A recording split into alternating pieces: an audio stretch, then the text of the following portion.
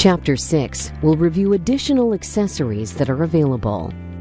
The zip brush can be used to clean carpeted steps and upholstery.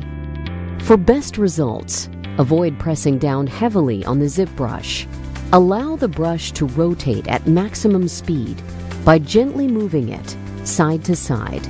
Caution: avoid entanglement by keeping hair, loose clothing, and all parts of the body away from the spinning zip brush. To clean the zip brush, turn off the unit, remove the zip brush from the hose, turn the unit on, and use the hose to vacuum lint from the brush. Press the button on the front of the zip brush to release the brush ring. Lift the center brush out of the tool and remove any particles or lint. Place the brush back into the tool and turn it until it drops into the slots. Keeping your fingers free of the opening, snap the brush ring back in place. A hard floor pad is available to aid with dusting bare floors. It should only be used on dry floors. To install the hard floor pad, first turn the unit off. Unplug the unit. Raise the nozzle to its highest setting. Disengage the brush roll. Slide the pad below the nozzle, then push it up into the nozzle to attach the pad using the spring clips. Plug the unit in. Lower the nozzle all the way and put tech drive in neutral before turning the unit on. The floor care system is used to buff and wax hard floors. Before using the floor care system, vacuum the floor. Heavily soiled floors may require damp mopping. To buff the floor, assemble the buffer nozzle before attaching. Drop the buffer nozzle onto the buffer brush. Push the belt up against the brush roll with your finger while holding the belt in place. Turn the belt lifter counterclockwise until the red arrows line up. You should feel tension. The belt lifter will catch the belt and stretch it upward into the nozzle. Attach the nozzle to the front and lock in place. Turn the belt lifter clockwise until the green arrows line up. Lower the headlight hood. Make sure tech drive is in neutral. Caution: avoid falls or strikes by grasping the handle before turning on the floor buffer.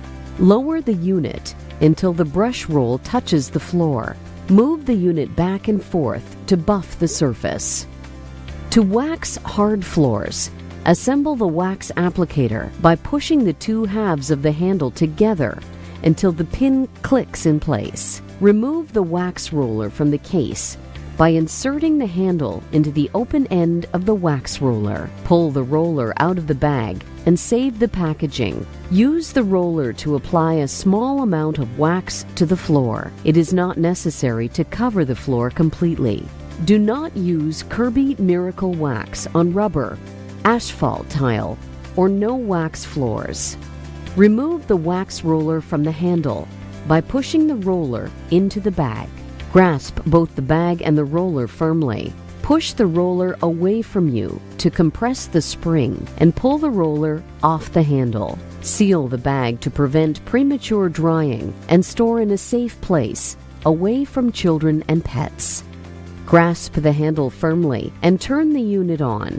Make sure tech drive is in neutral. Lower the brush as far as possible, then move the unit over the floor with slow, steady strokes to spread the wax. Wait 5 minutes, and when dry, go over the floor with the buffer again to buff to a bright sheen. Hard floors may be rebuffed any time. It is not necessary to apply wax every time you buff. The floor buffer can also be used as a fluffer to reset matted carpet nap. Make sure tech drive is in neutral and the nozzle is all the way up. Holding the handle firmly, turn the unit on and lower the nozzle 1 notch at a time until the bristles contact the carpet. Lowering the brush too far can cause certain types of carpet to fuzz. Caution: avoid falls or strikes by grasping the handle before turning on the carpet fluffer. Push the unit over the carpet to reset the nap.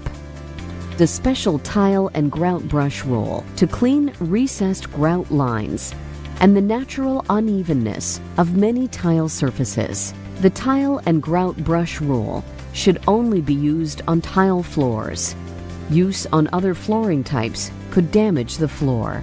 For badly stained grout lines, apply a thin layer of Kirby tile and grout. Pre-treat directly to the grout lines before scrubbing the floor.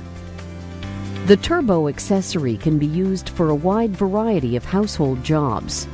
Assemble the unit as a canister before using the turbo accessory. Remove the head, then clean off any debris, and attach the hose to the front. To use the turbo accessory as a sander, first, unsnap the dust shroud at the rear of the tool and lift off. Tuck the end of the sandpaper into the front clamp and lock to hold in place. Tightly wrap the paper around the bottom, tuck in the back clamp, and lock in place. With the accessory on a level surface, wrap the dust shroud around the sander and snap it closed. Insert the hose. Caution: avoid eye injuries by wearing safety glasses when sanding. Be sure no metal objects such as tacks or nails are sticking up from the surface to be sanded. They could damage the sander or cause sparks to ignite the dust. Turn the unit on and press the on button on top of the sander. Grip the sander at the front and rear while applying light pressure. Move the sander over the surface slowly, allowing it to do the work. Don't force it or lean heavily on it. Replace the disposable filter bag after sanding. To use the turbo accessory as a polisher, attach the synthetic lamb's wool pad in the same way sandpaper is attached. However, do not use the dust shroud. Use it to polish hard waxed surfaces, such as tabletops. To use the turbo accessory for scouring, attach the scouring pad. The dust shroud is not used when scouring.